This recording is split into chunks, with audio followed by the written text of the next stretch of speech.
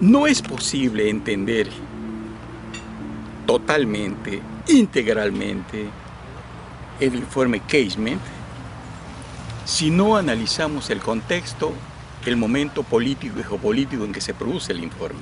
Detrás de este informe, con fines humanitarios, hay intereses de orden político y económico y geopolítico que la novela no explica, que Vargas Llosa no explica.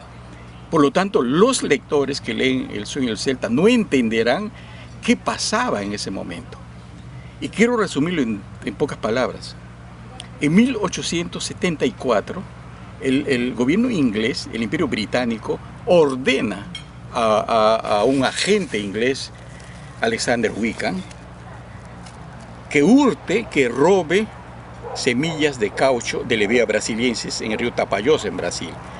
Entonces, Wickham, que es el primer biopirata del siglo XIX, soborna a autoridades brasileñas y roba 74.000 semillas, el mejor germoplasma de Levea brasiliensis, y los traslada a Londres.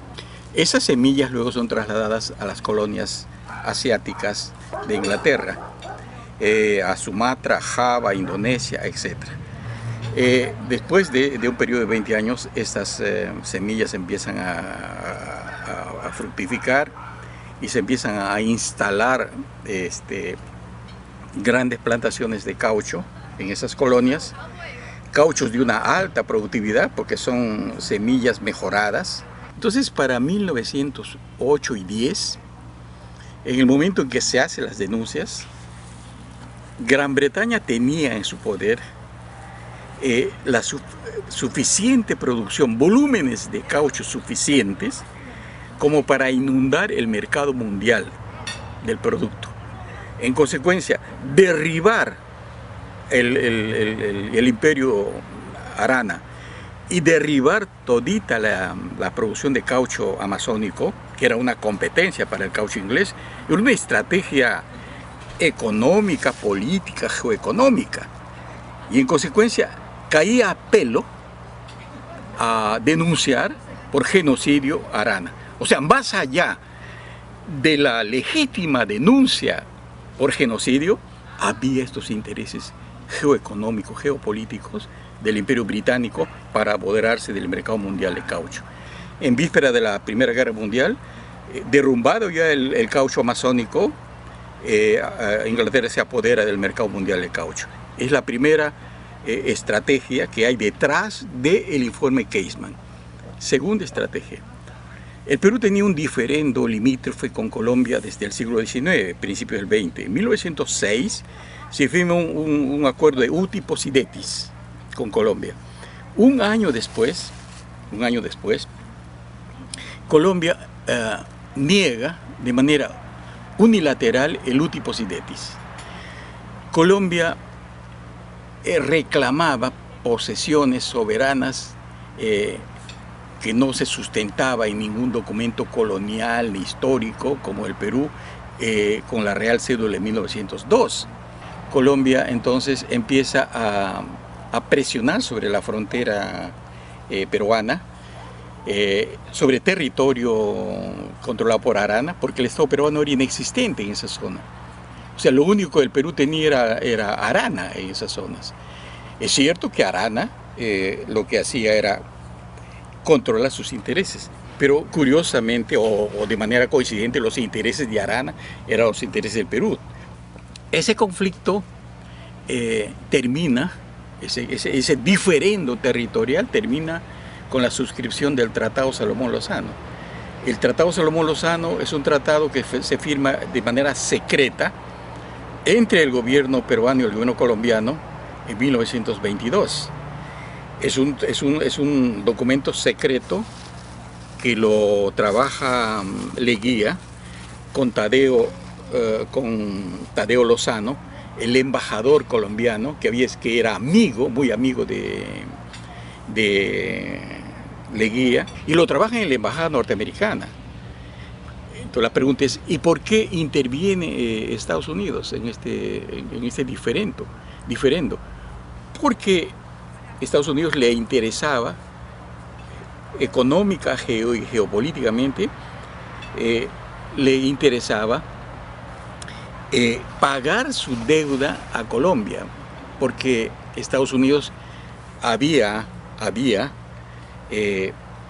realizado las acciones políticas necesarias para separar el Istmo de Panamá, o lo que es ahora el Canal de Panamá, lo que es Panamá, de Colombia.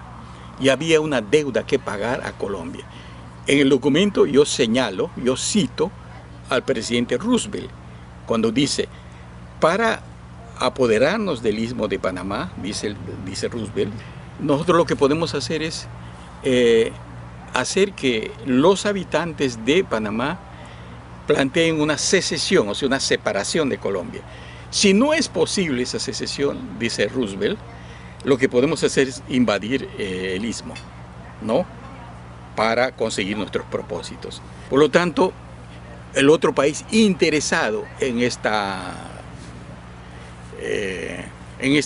resolver este diferendo territorial entre el Perú y Colombia era Estados Unidos, para pagar con territorio peruano la deuda que tenía con el gobierno colombiano. Y eso explica por qué la suscripción de este Tratado Salomón-Lozano, que fue rechazado por la Amazonía y por el Perú entero, significó la pérdida de 130.000 kilómetros del trapecio amazónico.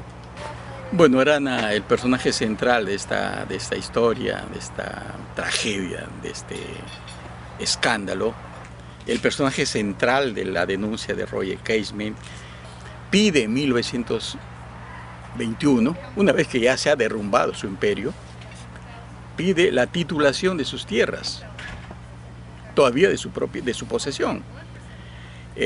Manda una carta, un documento de 44 páginas, muy minucioso, donde da cuenta de toda la historia de su empresa y de su trabajo en el Putumayo, ¿no? Cita cifras de cuánto ha gastado en la defensa del territorio peruano, cita cifras de cuánto pagó de impuestos a la aduana de Iquitos, pone cifras de cuánto gastó en comprar territorios colombianos cuando estos querían provocar la invasión del territorio peruano. En fin, es una carta extraordinaria, muy poco conocida. Ahora Leguía le otorga el título de propiedad. Una vez firmado el Tratado Salomón-Lozano, estas tierras tituladas de Arana, el territorio peruano, pasan al poder de Colombia. O sea, el Tratado Salomón-Lozano deja sin efecto la titulación. Tanto es así que en los años ya 60, Colombia le compensa a Arana por los territorios perdidos con $200.000 que le paga en 2 partes. En síntesis, la novela no dice nada de todo esto. Para entender, para comprender el informe Casement, es fundamental tener esta información geopolítica de esa época. Si no, el lector tiene la impresión de que Casement era un ángel, un gran defensor, es cierto, su informe fue legítimo, pero queda en el aire la comprensión histórica y geopolítica de un momento decisivo en la historia de América Latina, porque es el momento de las grandes tensiones geopolíticas que la novela no describe. El Perú queda como un país genocida, un Estado inexistente, un gobierno cómplice, además traidor también. Y corrupto. ¿No? Y corrupto. Y acusado por países que en ese momento eran tanto o más genocidas en el resto del mundo. Es una injusticia, es una visión parcial. Es decir, la visión que ahora se tiene sobre América Latina, la visión que